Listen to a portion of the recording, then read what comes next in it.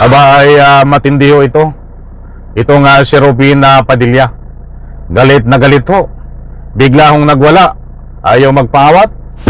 At hinahamon ho itong kasalukuyang kagalang-galang Pangulo natin Bongbong Marcos. At ito pa mas matindi. Ang sabi niya, manluloko ka. Niloloko mo ako. Lukuhan na ito. Aba, sino bang manluloko? Naglulukuhan na lang tayo sa Pilipinas. At hindi na ako sasama doon. Alright, welcome back to my YouTube channel. I'm Andes Vlog. Ito ay matindi ho itong si Robin Padilla. Bigla hong nagwala, naghahamon at tinahamon ang ating kasalukuyan Presidente, kagalang-galang Bongbong Marcos. Sabi nga niya ay mga loko-loko kayo. Pininiloloko nyo lang ako. Yan po ang isang uri ng pagwawala na pinapakita na galawan nitong si Senador Robin Padilla. Dapat ba itong tawagin na senador? Ito ay senador ni Digong, senador ni Kibuloy, senador ni Sara Duterte. Sa madalit salita, ang pinaglilingkuran po nito ay hindi po taong bayan, bagkus yung mga nabanggit ko pong mga pangalan. Mga kaibigan, huwag nyo pong kaligtaan, panoorin, pakinggan ang ibabagi ko po sa inyo dahil importanteng malaga na malaman nyo po ito. Itong pagkatapos hindi maiuwi ni Robin Padilla sa Pilipinas, itong si Digong ay bigla hong nagwala. Hinahamon ang ating kasalukuyang Pangulong Bongbong Marcos at damay ang taong bayan. Sabi nga ay manluloko kayo. Sino ba sinasabing manluloko nito? Ito ba ay lasing? Ito ba ay lasing sa anumang mga galawan na desperado na? Mga kaibigan, isang like muna sa video na ito bago tayo magpatuloy. At syempre pakisubscribe po aking maliit pa na YouTube channel kapag hindi pa kayo nakasubscribe. Ito po't ibabagi ko po sa inyo ang kalukuhan ng pinagagawa ni Robin Padilla. Shoutout po sa lahat. Kumusta po kayo? Mapagpalang umaga, tanghali, hapon, gabi, saan man sulok ng mundo po kayo naroroon. Ito po. Senador Robin Padilla matapos puntahan ng kaalyadong si FPRRD sa The Hague, magbabalik kampanya na raw si Senador Robin Padilla. Sa eksklusibong panayam sa Bilyonaryo News Channel, iginiit ng senador na isusulong niya ang tunay na pagbabago, bagay na hindi raw naramdaman sa kasalukuyang administrasyon. Narito ang agenda report ng ating kasama. Ay maraming salamat kagalang-galang Kurina. Pahintulot po ang paggamit ng inyong video clips. Suportahan po natin itong Bilyonaryo. Buhat po dito sa binahe ko po sa inyo. Kita nyo ho, hindi raw ramdam ni Padilla ang pagbabago. At pagkatapos sumuwi galing diyan sa The Hague, Netherlands, ay ngayon ho ay balik daw siya kampanya. Kita nyo ho. Instead salip na pagtuunan na niyang pansin na kahit nakabakasyon sila ay mag-isip ng ikagaganda ng takbo, tumulong sa ating gobyerno, ay hindi ho. Ang ginagawa ho nito ay pampagulo lamang. Imbis na mamagitan bilang isang senador, imbis na tumulong, ay hindi ho. Kung ano-ano ho ang pinagagagawa na according sa kanyang sarili, na pansariling interest niya, kapakanan ni Digong, kapakanan ni Sara Duterte. Dapat malang makita natin dito, kapakanan ng taong bayan ay hindi po ito. Si Attorney Karen Jimeno.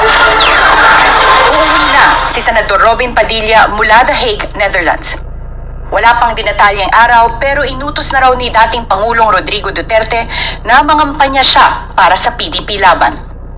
Nilahad ito ng senador sa isang eksklusibong panayam sa At the Forefront ng Bilyonaryo News Channel. Si Padilla ang kasalukuyang pangulo ng partido.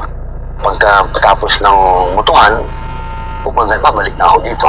Kasi Ayun, babalik na daw pagkatapos ng butuan diyan sa The Hague, Netherlands. Yan po si Robin Padilla. Buhat po diyan sa The Hague, Netherlands. Sa kanyang actual interview po, pinakita ko sa inyo. Dahil wala po tayong pakialam dito.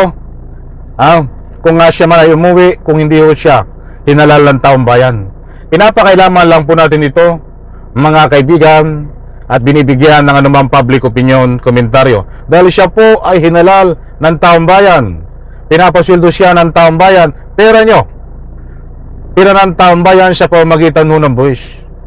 Dapat sanang isupli niya ay kung kakampi man siya ni Digong, kung kakampi man siya ni Sara Duterte, kung nagsisilbi man siya kay Sara Duterte, dapat naman magpakita siya na nasa gitna man lamang para masabi natin yan ang tunay at tapat na nagsisilbi sa taong bayan bilang isang halimbawa ng magandang kaugalian ng isang senador na hinalal ng taong bayan.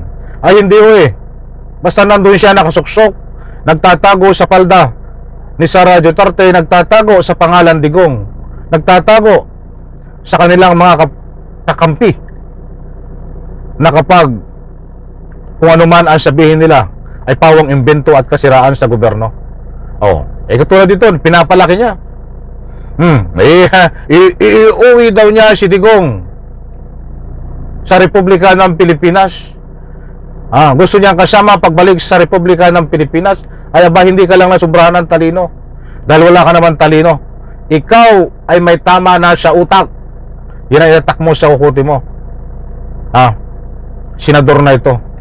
Malakas yung tama ho sa utak nito. Nangangarap ng ika nga ay napakalayo sa katotohanan, katulad ng sinasabi niya na iuwi niya si Digong kasama niya na pabalik. Anong gusto mo? Sino ang manluloko ngayon?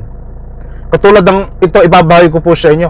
Lukuhan na daw ang nangyayari. Sino ang manluloko ngayon? Ikaw ang manluloko, Robin Padilla, sa mga ginagawa mo ng pagmamind condition ng taong bayan, subalit hindi ka naman paniniwalaan.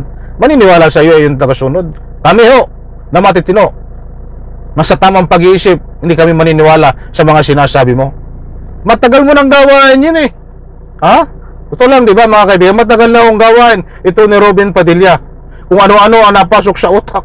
Diyan nga sa Senado, pag may mga hearing, anong ginagawa? Nakatunga nga. Nako, mahabang talaka ito kapag Session na. So, uwi na naman ako nandiyon. Hanggat nandito si Mayor, balik-balik ako.